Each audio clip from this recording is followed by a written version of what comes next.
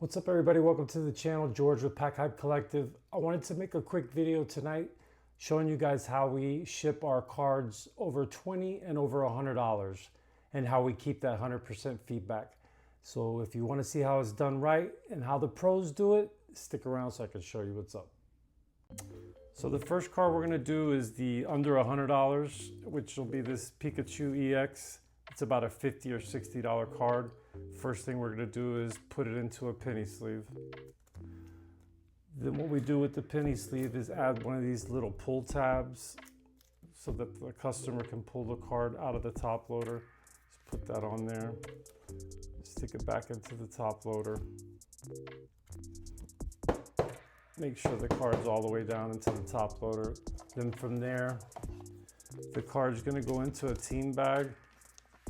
We always put the card in first this way. We're going to close up the team bag nice and tight. Then from there, the next step is going to be to use these very expensive hobby armor boards. They're very expensive, but we've never had a problem with any of the cards. We've shipped all kind of cards, $400, $500, all the way up to like a $950 card. So from there, we put it into the hobby armor, take a little piece of tape. I remember watching videos of people doing this back in the day, and the guy doing the video was like, do not put plastic masking tape. People who are in TCG can't stand masking tape. I'm here to tell you, brother, we've done about 1,000 cards and nobody has ever said anything about the tape. So take the other piece of the hobby board, sandwich it together.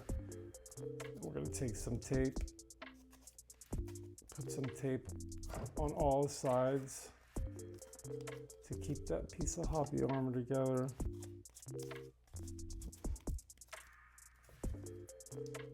Just like that. Then from there, it's going to go into the bubble mailer.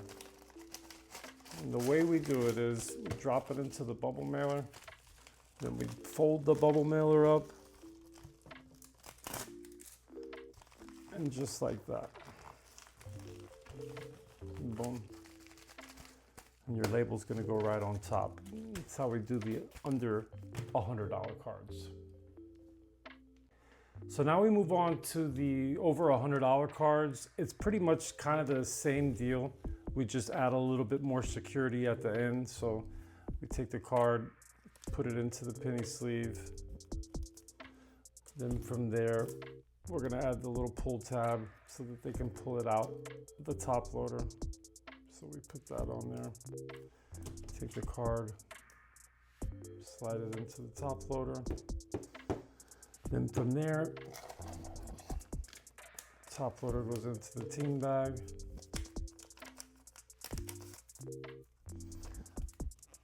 Close that team bag up.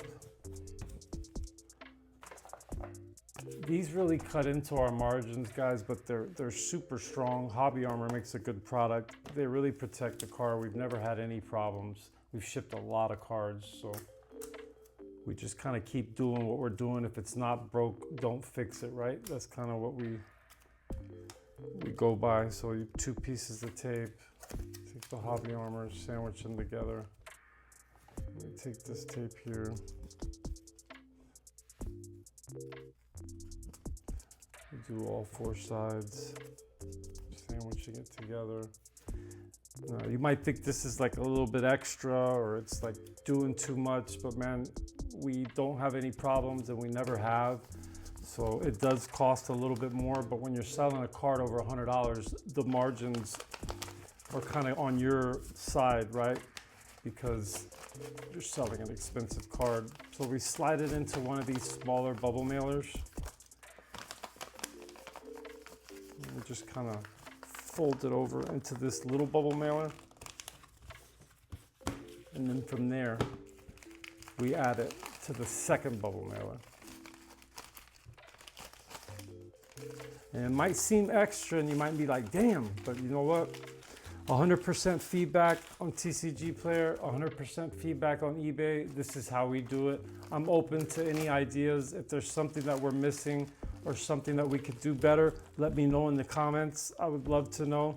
I'm willing to learn and be open for whatever. But yeah, this is it right here, man. Slap the label on there right there, and the card's ready to go, and ship it out. Check us out, packhypecollective.com. Links to eBay and tcgplayer on the website are in there. We appreciate you checking us out. We'll see you in the next one. Peace.